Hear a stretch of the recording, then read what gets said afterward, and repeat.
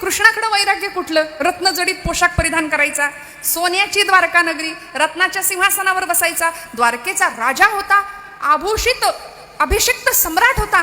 आणि मग वैराग्य कसलं? वैराग्य देहाचं वरवर दिसणारं नाही, अंतःकरणातलं वैराग्य. बरं का, भगवंतांकडे होतं की जे तुमच्या माझ्याकडे नाहीये. प्रपंचामध्ये आम्ही वैराग्य आणि वैताग यामध्ये फरक आहे. आम्ही कायम वैतागलेले.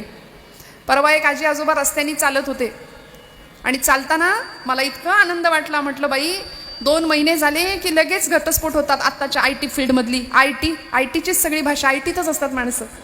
काही प्रेम नाही, आपापसात आदर नाही, कदर नाही, लगेच वेगळे होतात. पण बघा जुनी माणसं, ही ज्येष्ठ मंडळी आहे माझ्या समोर बसली आहेत, काय मुरलेला संसार ज्याला म्हणतो की नाही आपण, असं मुरलेलं प्रेम. इतकं प्रेम बघितलं दोघांच्या मध्ये, ओळखीचे होते. आणि त्या आजोबांनी आपल्या पत्नीचा, आजीचा हातात हात धरला होता.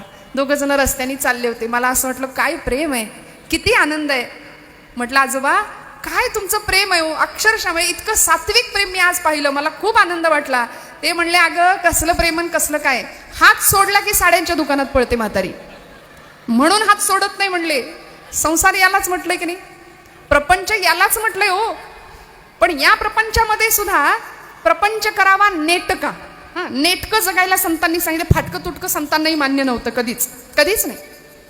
प्रपंच असावे सुवर्ण, परमार्थी पंचीकरण असं संत म्हणाले.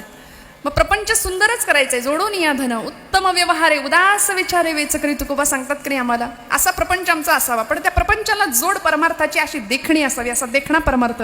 पण मी एक वाक्य नेहमी सांगत असते की आम्हाला परमार्थाचा अर्थ कळत नाही. थोडं लक्ष देऊन ऐका बरं, मराठी भाषा आहे. परमार्थाचा अर्थ आम्हाला कळत नाही, अर्थाचा परमार्थ बरोबर कळतो. यामागे आम्ही, म्हणून सध्या सगळ्या जगाची भूक काय आहे? सत्ता, संपत्ती, पैसा, श्रीमंती. इतका धावतोय माणूस या एका गोष्टी करता आणि समाधान नावाची श्रीमंती हरवून बसतो.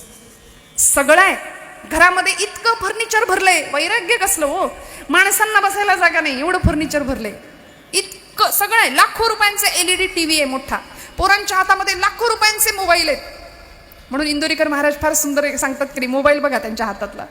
ते म्हणले होते ना एके ठिकाणी की मी घेऊ शकलो असतो, भरपूर मोठा मोबाईल घेऊ शकतो मी, पण तरी सुद्धा मला असं वाटतं मोठी माणसं मोठी असतात ती या अर्थाने. महाराजांचं जीवन आणि त्यांचं वक्तृत्व, व्यक्तित्व, व्यक्तिमत्व सगळंच अभ्यासण्यासारखं आहे बरं का. त्यामुळे लाखो रुपयांचे मोबाईल पोरांच्या हातामध्ये आहेत, पण 50 रुपयाचं पुस्तक घरात सापडायला सुद्धा नाही, सापडणार सुद्धा नाही. वाचाल तर वाचाल म्हण आहे आपल्याकडची, पण नाही हो, कुठलं काय. सांगणारे पालक नाही आहेत, सांगणारी आई नाही, आजी नाही, आजोबा असले तरी घरात ती मंडळी नको आहेत. इनमिन 3-4 माणसं, सगळ्यांनी येऊन एकत्र बसायचंच नाही, हातात ताट घ्यायचं, उभे उभे जेवायचं, ही आमची संस्कृती. म्हणजे आम्ही अधपतित होतोय, संस्कृतीचं अधपतन होतोय, रस्सा तळाला जातोय, याची भावना सुद्धा तुमच्या माझ्या मनात नाही. आम्ही पेटून उठत नाही. कसं वैराग्य निर्माण होणार तुमच्या माझ्यामध्ये? भगवंताकडे वैराग्य होतं याचं कारण सांगते. रत्न जडित आभूषण परिधान केलेला माझा द्वारकेचा राजा होता, राणा होता. पण द्वारका स्थापन केली, द्वारकेचे राजे स्वतः झाले का? नाही.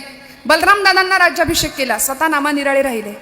म्हणून आज द्वारकेमध्ये गेले तर तिथे प्रवेशद्वाराशी भगवंत आहेत बरं का. द्वारकेचे रखवालदार आहेत भगवंत. सिंहासनावर बलराम दादांना बसवलं, आपण नामानिराळे झाले.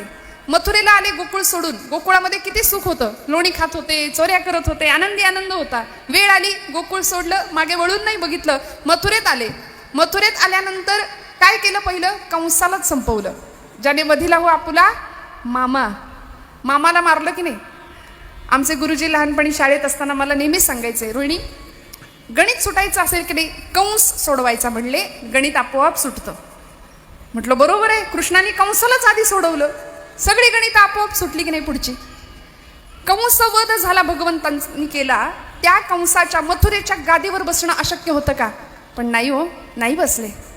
मथुरेच्या गादीवर उग्रसेनाला दिलं, ज्यांनी आपल्या बापालाच कारागृहात टाकलं होतं उग्रसेनाला, त्यांना ती गादी दिली आणि आपण नामानिराळे राहिले. असं वैराग्य भगवंतांकडं. जरासंधाला मारलं, त्याचं राज्य घेऊ शकले असते, गादीवर बसू शकले असते, पण नाही, ते त्याच्या पुत्राला दिलं. नरकासुराला मारलं, त्याचं राज्य घेऊ शकले असते, पण नाही, ते दिलं त्याच्या पोराला. याला म्हणायचं वैराग्य. हे तुमच्या माझ्याकडे असणं फार गरजेचं आहे, जे छत्रपती शिवप्रभूंकडे होतं. म्हणून म्हणते कृष्ण कुणालाच कळाले नाही, कृष्ण फक्त राजांना कळाले, फक्त राजांना.